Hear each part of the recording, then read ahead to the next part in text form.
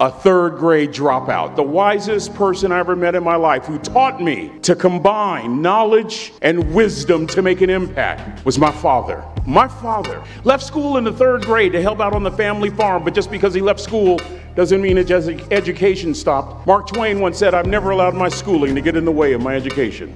My father taught himself how to read, taught himself how to write, decided in the midst of Jim Crowism, as America was breathing the last gasp of the Civil War, my father decided he was going to stand and be a man. Not a black man, not a brown man, not a white man, but a man. He literally challenged himself to be the best that he could all the days of his life.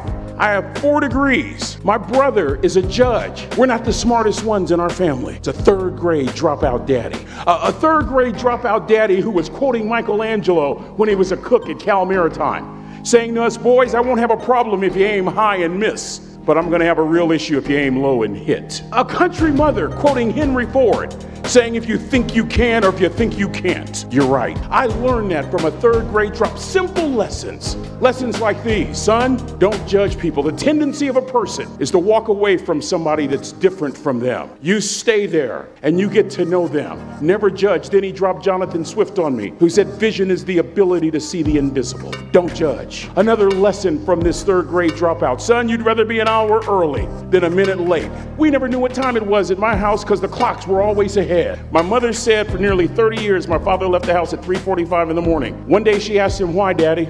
He said, "Maybe one of my boys will catch me in the act of excellence." I want to share 2 things with you. Aristotle said, "You are what you repeatedly do." Therefore, excellence ought to be a habit, not an act. Don't ever forget that. I know you're tough. I know you're seaworthy, but always remember to be kind. Always. Don't ever forget that. It's lesson. Lesson from a cook over there in the galley. Son, make sure your servant's towel is bigger than your ego. Ego is the anesthesia that deadens the pain of stupidity. Y'all might have a relative in mind you want to send that to. Let me say it again. Ego is the anesthesia that deadens the pain of stupidity. Pride is the burden of a foolish person. You'll never be a great shipmate. You'll never be a great executive. You'll never be a great teammate if it's all about you. You'll never be a great supervisor or council person if it's all about you. You'll never be a great staff member if it's all about you.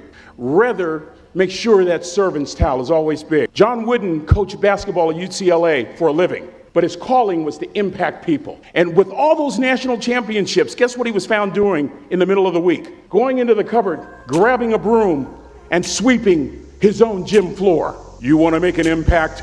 Find your broom.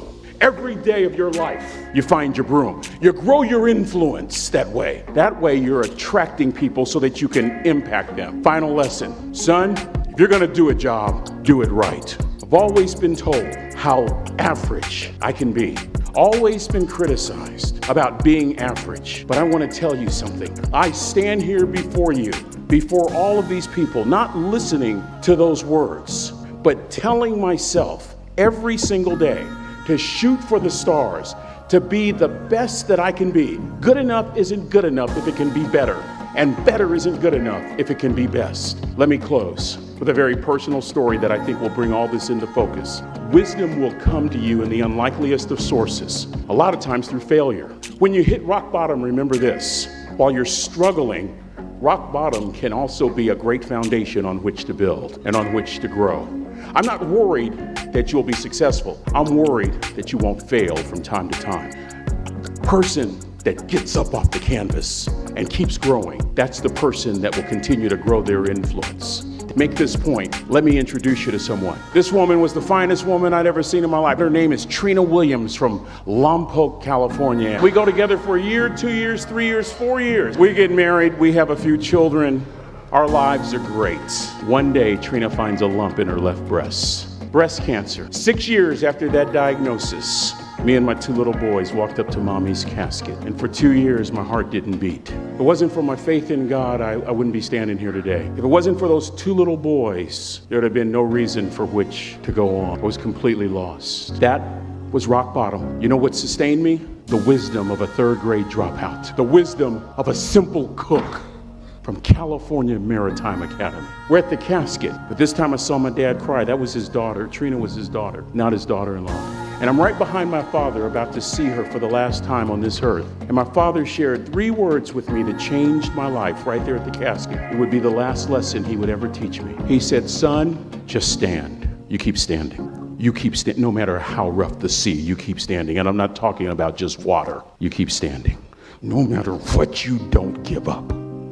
And as clearly as I'm talking to you today, these were some of her last words to me. She looked me in the eye and she said, it doesn't matter to me any longer how long I live. What matters to me most is how I live.